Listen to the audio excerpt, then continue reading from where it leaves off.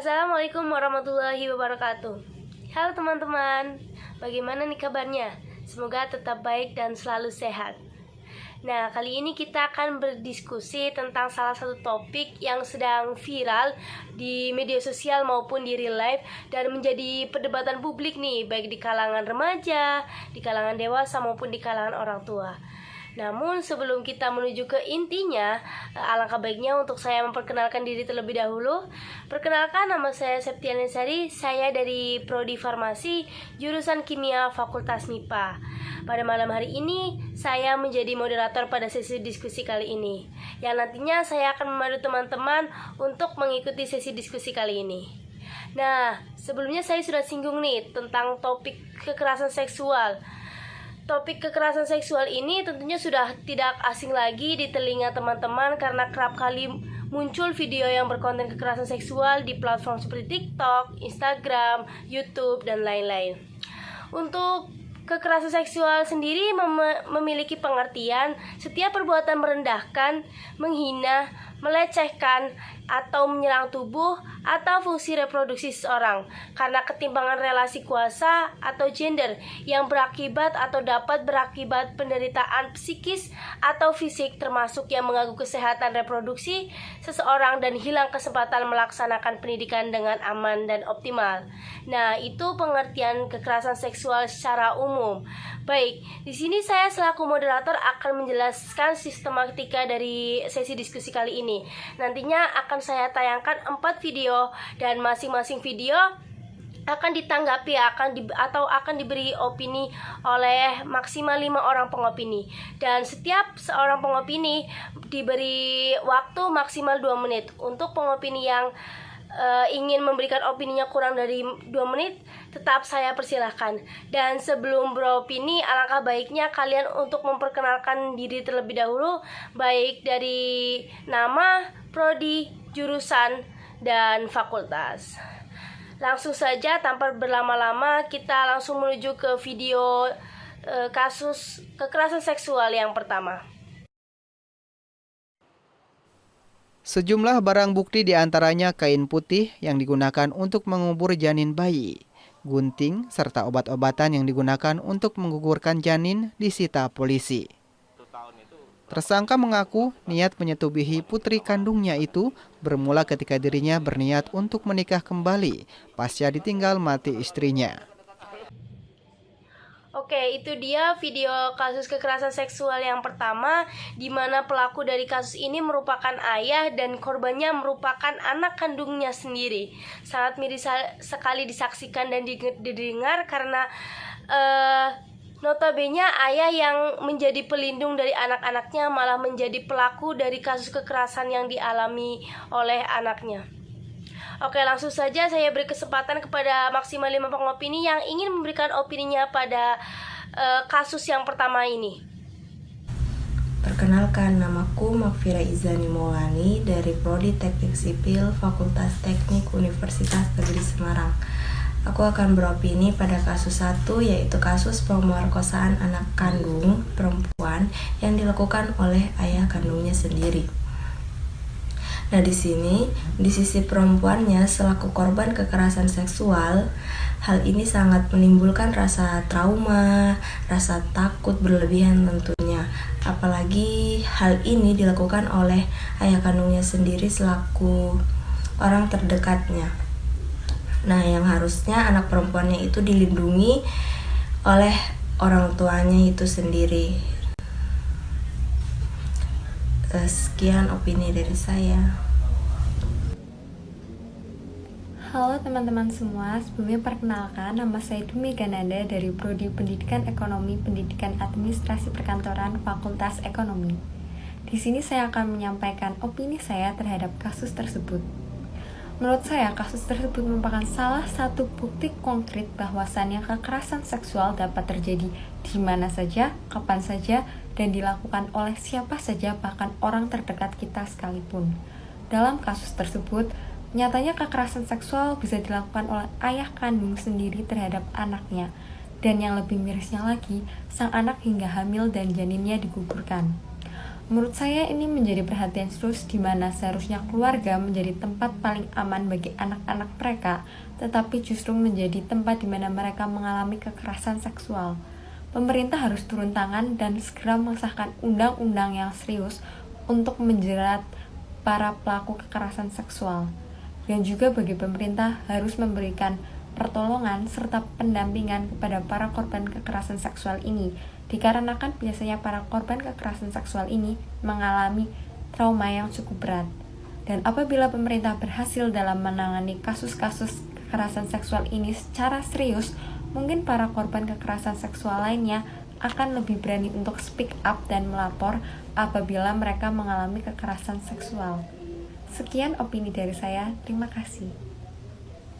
Halo Maisa, perkenalkan saya Sasana Faina dari jurusan Pendidikan Guru Sekolah Dasar dari Fakultas Ilmu Pendidikan Universitas Negeri Semarang. Saya akan beropini tentang kekerasan seksual yang berada di lingkungan sekitar maupun berada di lingkungan orang terdekat. Nah, terlepas dari kasus ini, ayah memperkosa anak perempuannya sering terjadi di Indonesia. Bahkan beberapa sampai hamil, beberapa sampai punya anak. Yang kalau sampai punya anak, maka si bayi akan memanggil si kakek sekaligus ayah. Miris sekali bukan? Mengapa kasus begini sering terjadi? Di Indonesia kasus begini tidak dibahas secara ilmiah karena tabu, maka sangat jarang ada risetnya. Sekian opini dari saya ucapkan terima kasih. Aku Vivi Aleda dari Prodi Gizi. Menurut aku, tindakan pelaku itu sangat biadab karena ia berbuat kekerasan seksual atau pemerkosaan dan pemaksaan pengguguran kepada anaknya sendiri yang bahkan masih di bawah umur. Seharusnya anak yang masih berumur 16 tahun itu dijaga dan diberikan perhatian agar ia tidak terjerumus ke dalam pergaulan yang tidak baik. Cara menangani kasus seperti ini menurut aku, pertama, si korban harus diberikan perhatian khusus karena pastinya ia akan mengalami trauma. Orang-orang terdekatnya pun harus merangkul dan mendukung si korban supaya ia tidak merasa terintimidasi. Lalu si korban juga harus bisa berani untuk speak up dan melaporkan kejadian yang ia alami walaupun pelakunya adalah keluarganya sendiri. Lalu setiap pelaku kekerasan seksual harus diberikan hukuman yang setimpal agar tidak terjadi lagi kasus seperti ini. Terima kasih. Oke, baik. Saya ucapkan terima kasih kepada 5 pengopini yang telah memberikan opininya di kasus yang pertama ini. Langsung saja tanpa berlama-lama kita langsung menuju ke kasus yang kedua, di mana kasus yang kedua ini sama-sama merupakan kasus kekerasan seksual, namun ranahnya berbeda dari kasus yang sebelumnya. Langsung saja kita putar video kasus kekerasan seksual yang kedua ini. Pemirsa, kampus di Bali kini menjadi sorotan publik karena maraknya kasus kekerasan seksual. Sedikitnya kekerasan seksual menimpa 45 mahasiswa di 2 kampus. Ibarat fenomena gunung es, jumlah yang tercatat, yang belum tercatat, diduga jauh lebih banyak. Baik, itu dia video kasus kekerasan seksual yang kedua. Namun sebelumnya saya hanya menampilkan sepenggal dari video kasus kekerasan yang kedua ini karena takutnya sisi diskusi kita kali ini akan berkonten atau berisi tentang penjelekan atau pencemaran nama baik salah satu instansi. Jadi saya hanya berikan sepenggal saja, dan untuk fullnya sebelumnya saya sudah menge-share link dan bisa disaksikan di platform YouTube masing-masing. Oke, untuk kali ini pada intinya merupakan kasus kekerasan seksual yang terjadi di ranah universitas. Baik, langsung saja untuk maksimal 5 pengopini yang akan memberikan opininya di kasus yang kedua ini, silahkan langsung saja berikan opininya. Baik, terima kasih. Sebelumnya perkenalkan, nama saya Sofia Widayanti dari Prodi Pendidikan Tata Busana jurusan PKK. Di sini saya akan menyampaikan opini saya mengenai kasus kekerasan seksual yang terjadi pada 45 mahasiswa di Bali. Menurut saya, kasus ini sangat memprihatinkan, karena 45 mahasiswa itu bukan jumlah yang sedikit. Itu pun belum semua kasus yang terungkap untuk mendapat keadilan. Jadi kasus ini itu terjadi di lingkungan kampus, di mana kampus yang seharusnya menjadi tempat untuk belajar, untuk menempuh pendidikan, untuk meraih impian, malah sebaliknya digunakan untuk melakukan perbuatan yang keji. Di sini dikatakan salah satu pelakunya adalah seorang dosen.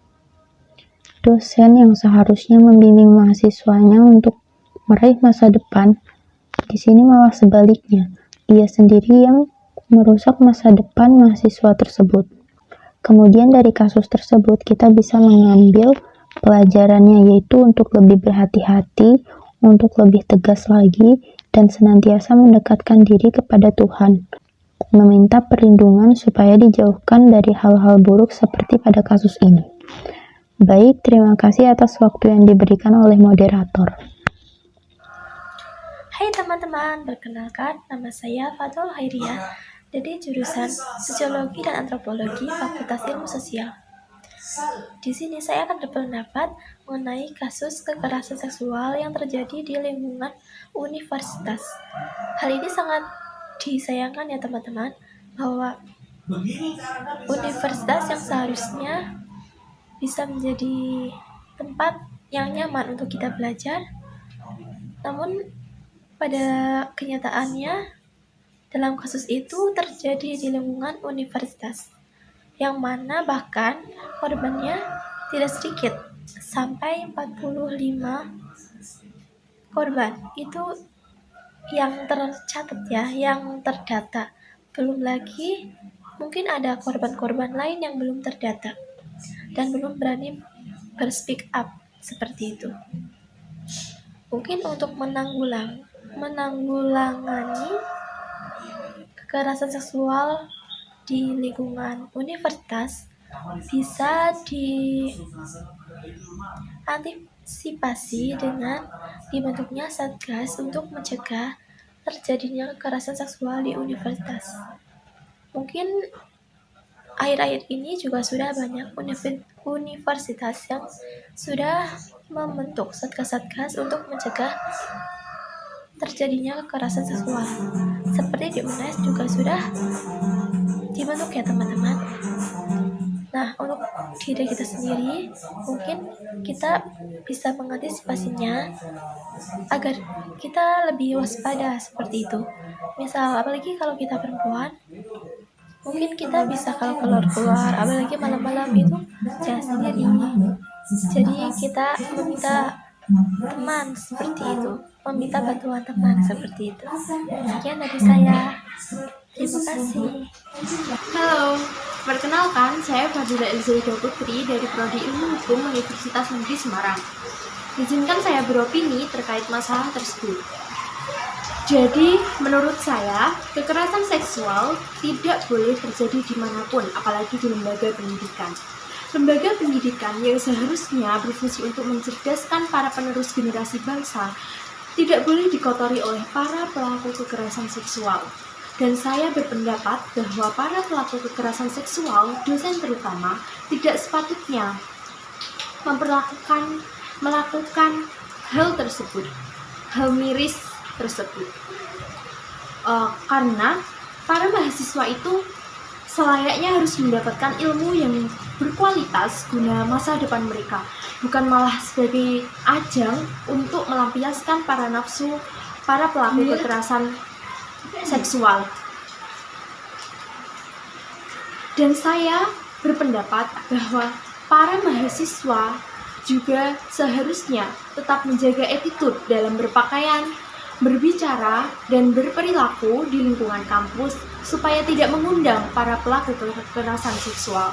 Dan harapan saya yang terakhir adalah para pelaku kekerasan seksual tersebut dapat dihukum sesuai undang-undang yang berlaku. Terima kasih. Perkenalkan, nama saya Devina Damara, saya dari Prodi Pendidikan Teknik Informatika dan Komputer, jurusan Teknik Elektro, Fakultas Teknik. Menurut saya, dari kasus tersebut, kita tahu bahwa kasus yang terekspos dan ter-up ke publik itu hanya beberapa aja.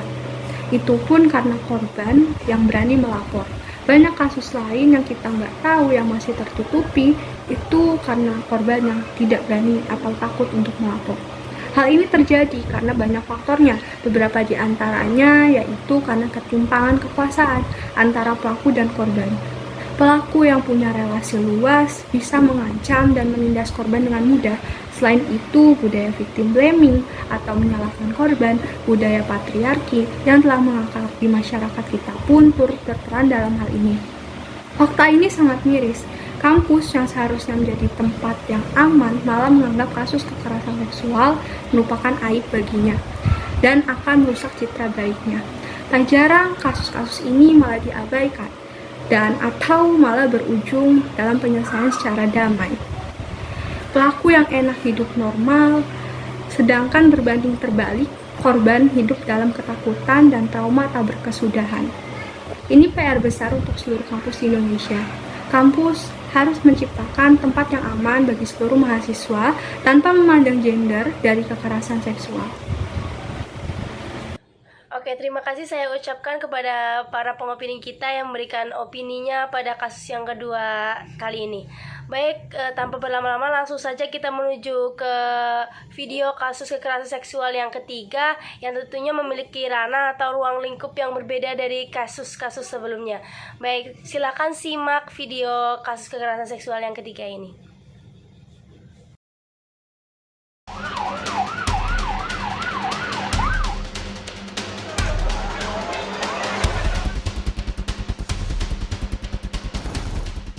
Kasus kekerasan seksual yang dialami oleh sejumlah santriwati di Jombang, Jawa Timur ini sebenarnya telah terjadi sejak 2017 lalu.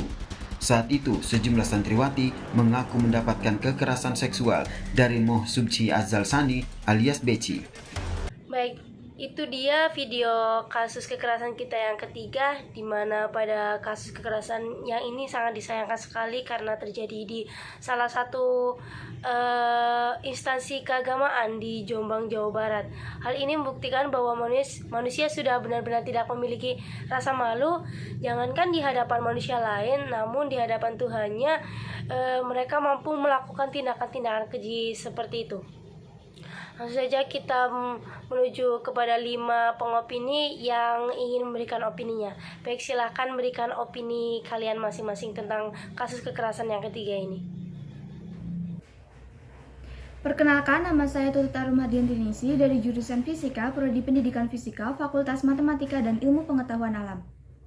Menurut saya, dari kasus tersebut, pelaku jelas-jelas sangat bersalah.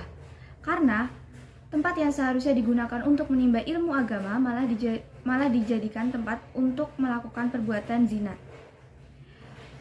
Pada kasus tersebut, penyebab utamanya bukan berasal dari cara berpakaian si korban, melainkan dari pelaku sendiri. Pelaku yang tidak bisa mengendalikan nafsunya dengan baik. Nah, kejadian-kejadian yang seperti itu sudah seharusnya ditangani secara tuntas oleh pihak yang berwajib, sehingga pelaku menjadi jerak dan korban merasa bahwa dirinya mendapat keadilan. Sekian opini dari saya, terima kasih. Halo semuanya, perkenalkan nama saya Bintang Apriliani dari Fakultas Ilmu Pendidikan, Prodi Bimbingan dan Konseling, Universitas Negeri Semarang. Jadi kali ini saya akan beropini tentang video yang berkaitan dengan pelecehan seksual terhadap santriwati di salah satu pondok pesantren. Dalam kasus ini, kita jadi tahu bahwa pelecehan seksual tidak hanya dialami oleh wanita-wanita yang berpakaian terbuka. Bahkan, wanita yang berpakaian tertutup juga tidak dapat terhindar dari kejahatan ini. Menurut riset, korban pelecehan yang memakai rok dan celana panjang berjumlah 18%, korban yang memakai seragam sekolah 14%, korban yang memakai baju lengan panjang 16%, korban yang berhijab 17%, dan korban yang memakai baju longgar berjumlah 14%. Dari hasil riset tersebut, dapat ditarik kesimpulan bahwa pelecehan seksual tidak hanya dapat terjadi kepada wanita yang berpakaian terbuka saja, melainkan kepada semua wanita. Dari mereka yang berpakaian terbuka, bahkan mereka yang berpakaian tertutup sekalipun. Jadi, mulai sekarang, teman-teman, kita tidak boleh menyalahkan sepenuhnya atas apa yang perempuan pakai. Terima kasih. Halo, perkenalkan nama saya Imaratul Adis Maulana. Saya dari Prodi Pendidikan IPA, jurusan IPA Terpadu, Fakultas Matematika dan Ilmu Pengetahuan Alam, Universitas Negeri Semarang. Oke, dari video yang baru saja kita lihat dan video-video sebelumnya, bisa kita ketahui bahwa pelaku kekerasan seksual itu bisa siapa saja ya. Dari mulai ayah kandung sendiri, orang yang berpendidikan, bahkan orang yang paham agama pun bisa menjadi pelaku kekerasan seksual. Semua ini balik lagi bagaimana seseorang bisa menahan nafsunya agar tidak melakukan perbuatan tersebut. Tapi ada hal yang perlu digarisbawahi bahwa tidak semua pondok pesantren itu seperti itu ya. Jadi yang mau mondok silahkan mondok, nggak perlu takut gitu ya. Banyak kok pondok-pondok yang aman, nyaman untuk belajar. Nah dari sini tuh kita itu dapat pelajaran bahwa kita tuh harus pintar dalam memilah dan memilih pondok pesantren yang akan kita tempati. Seperti kita itu harus mengetahui latar belakang pondok tersebut, latar belakang pengasuhnya dan ustadz-ustazahnya, kayak track record pondok itu gimana sih sebelumnya, seperti itu. Terima kasih.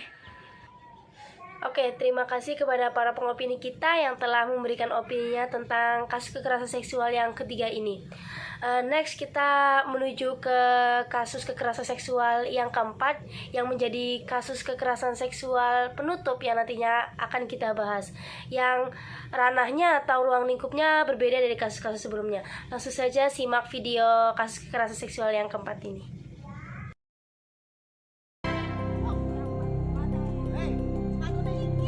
Inilah video penganiayaan seorang anak di bawah umur yang dilakukan teman-temannya di Malang, Jawa Timur.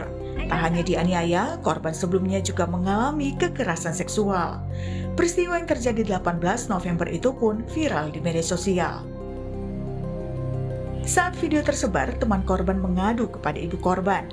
Tak terima anaknya menjadi korban penganiayaan dan pelecehan seksual, ibu korban pun melapor ke polisi. Oke, itu dia video kasus kekerasan seksual yang keempat yang merupakan kasus penutup sesi diskusi kita pada kali ini, di mana dalam kasus itu bukan hanya korbannya saja yang merupakan anak di bawah umur, namun ternyata pelakunya juga merupakan anak yang di bawah umur.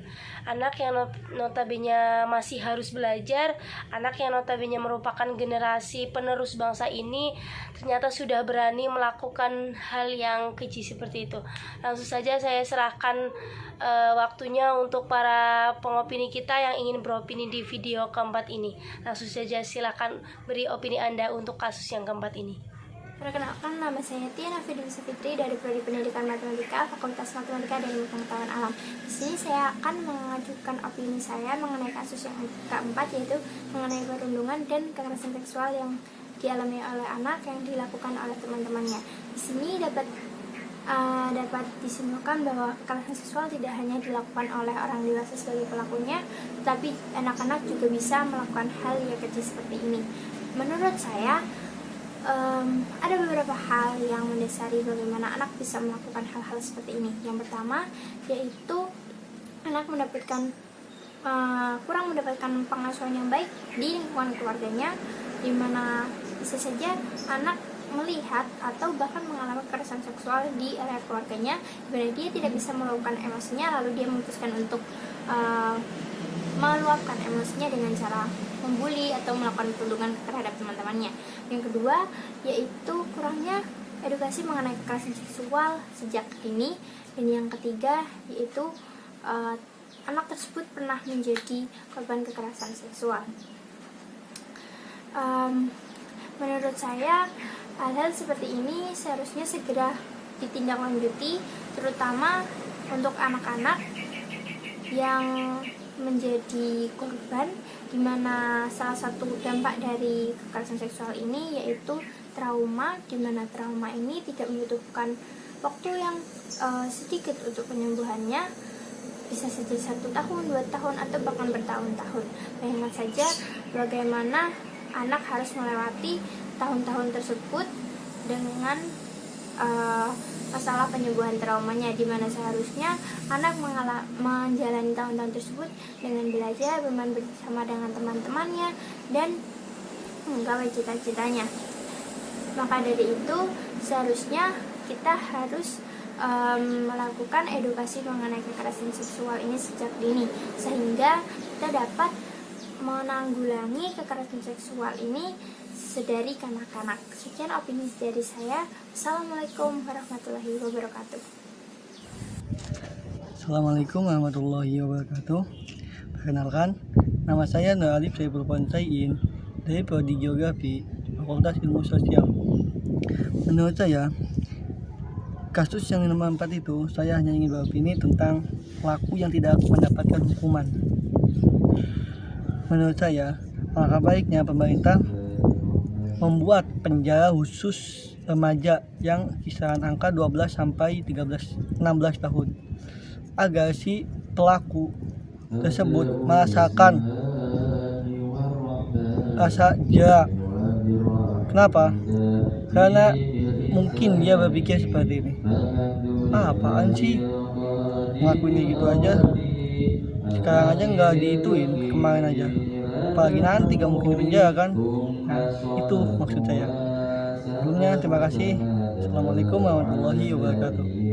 Assalamualaikum warahmatullahi wabarakatuh. Perkenalkan, namaku Sabrina Febrianti dari Prodi Biologi FMIPA. Di sini aku akan menyampaikan opiniku tentang kasus kekerasan seksual yang terjadi pada anak yang juga dilakukan oleh anak-anak. Kekerasan seksual pada anak biasanya dilakukan oleh orang dewasa yang mengerti mengenai hukum seksual, namun nekat melakukannya kepada anak-anak di bawah umur. Anak-anak di bawah umur ini biasanya masih belum mengerti dan tidak memiliki pilihan lain sehingga terpaksa atau bahkan tidak tahu sama sekali apa yang dilakukan oleh pelaku. Bisa juga diiming-imingi oleh sesuatu. Namun dewasa ini, kekerasan seksual pada anak tidak lagi hanya dilakukan oleh orang dewasa, tetapi juga dilakukan oleh anak-anak. Mengapa hal ini bisa terjadi? Menurut saya ada 3 hal yang bisa membuat ini terjadi. Yang pertama, kurangnya pengawasan dari orang tua. Pengawasan orang tua kurang dalam mengedukasi anaknya tentang pencegahan kekerasan seksual maupun batasan-batasan yang tidak boleh dilakukan. Yang kedua, kepedulian masyarakat dan lingkungan sekitar yang masih sangat rendah. Dengan terpengaruh dari gadget, media sosial, dan yang lainnya, membuat anak-anak terpengaruh dan tidak tahu lagi batasannya ada di mana. Seperti biasanya kan, kekerasan seksual itu dimulai dari perundungan itu dimulai dari bercandaan atau seperti itu. Dengan hal ini diperlukan kesadaran bersama untuk mengawasi dan melakukan tindakan saat hal ini terjadi. Yang ketiga, hukum di Indonesia yang tidak memberikan efek jera bagi pelaku. Proses hukum di Indonesia yang tidak efektif dan tidak memberikan efek jera. Sebagai contoh, kasus pelecehan anak di Malang, Jawa Timur. Ia dianiaya oleh teman-temannya dan mengalami kekerasan seksual oleh 7 orang teman-temannya. Setelah diselidiki, di antara 7 pelaku, ada 1 anak di bawah umur yang masih 14 tahun, sehingga ia tidak ditahan ataupun terbebas dari hukuman. Selain itu, biasanya pelaku yang juga merupakan anak-anak ini telah mengalami kekerasan seksual sebelumnya, sehingga ia menerapkan kepada temannya untuk sama-sama mengalami hal yang ia rasakan juga. Yang perlu kita perhatikan adalah dampak kekerasan seksual pada anak itu yang sangat mempengaruhi masa depannya atau berdampak panjang. Misalnya, hilang kepercayaan pada teman-teman sebayanya ataupun pada orang dewasa. Trauma secara seksual, stigma yang menghantui yang akan berpengaruh secara mental maupun fisiknya. Sekian dari opini saya ucapkan terima kasih. Wassalamualaikum warahmatullahi wabarakatuh. Assalamualaikum warahmatullahi wabarakatuh. Perkenalkan, nama saya Dela Edita Permeswari dari Prodi Teknik Informatika jurusan Ilmu Komputer, Fakultas Ilmu Pengetahuan dan Alam. Saya ingin menyampaikan opini saya melihat video tersebut. Menurut saya, kejadian yang terjadi dalam video itu sangatlah miris.